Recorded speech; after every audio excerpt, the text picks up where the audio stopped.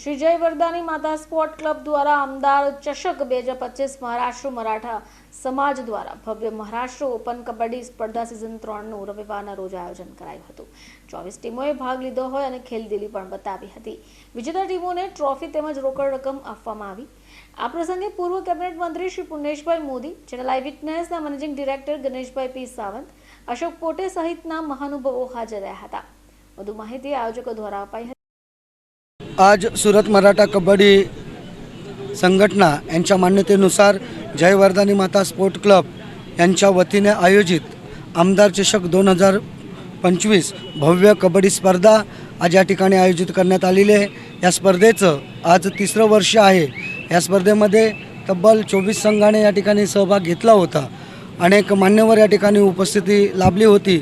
या स्पर्धेचे जे प्रमुख पाहुणे होते ते सन्माननीय पूर्व कॅबिनेट मंत्री गुजरात राज्य पुणेशभाई मोदी साहेब या आज कार्यक्रमाला प्रमुख उपस्थिती म्हणून राहिले। ठिकाणी उपस्थित राहून सर्व खेळाडूंना आणि सर्व आयोजक कमिटीला या ठिकाणी मार्गदर्शन दिले, त्याबद्दल मी त्यांचं या ठिकाणी आभार व्यक्त करतो।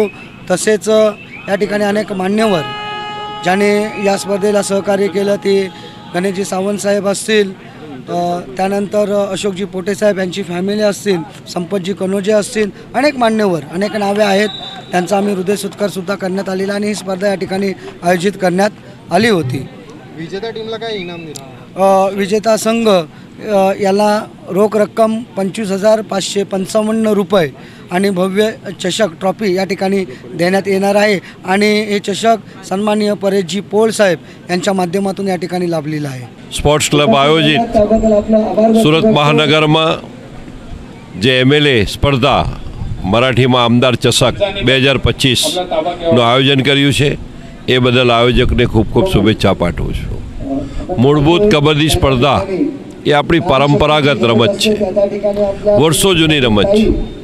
ખાસ કરીને આપણને જ્યારે આ દેશમાં મોગલ આક્રમણ હતું ત્યારે છત્રપતિ મહારાજા શિવાજી મહારાજે જે ગેરીલા પદ્ધતિ અપનાવી હતી, આજે પણ આખા વિશ્વમાં આ જ પ્રકારની અનેક દેશો એ ગેરીલા પદ્ધતિ અપનાવે છે યુદ્ધમાં।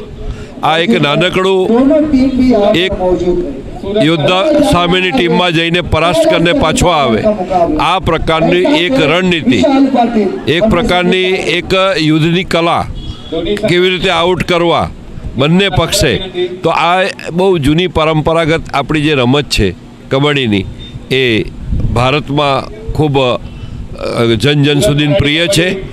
અને જ્યારે ગુજરાતની વાત કરીએ ત્યારે ગુજરાત સરકાર પણ ખેલ મહાકુંભ અને અનેક પ્રકારનું આયોજન કરે છે, દરેક રમતને એને ઉત્તેજન આપે છે અને ગુજરાત સરકાર પણ અનેક પ્રકારની ઉત્તેજન આપતો હોય ત્યારે સુરત મહાનગરના આંગણે જે કબડ્ડી સ્પર્ધા 2025 ચાલે છે તો એની અંદર પણ અનેક ટીમો આજે ભાગ લે છે અને આજે સેમિફાઇનલ ફાઇનલ સુધી પહોંચશે।